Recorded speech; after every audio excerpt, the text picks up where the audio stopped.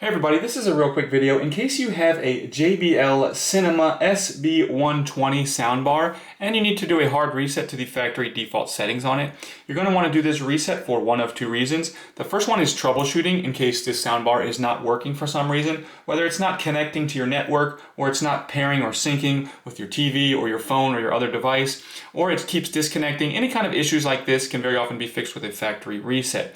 The other reason you might want to do this is for any variety of reasons where you want to delete everything off of it and basically, so you can set it up basically like it's a new soundbar if you're setting it up on a new network or in a new home or on a new entertainment system, etc. and you want to get a fresh start, we can do that really simply. First of all, we're going to need to make sure that it's on, and then once it's on, we're just going to find this source button here and the power button here, and we're going to press and hold these two buttons simultaneously for 10 seconds or for more than 10 seconds.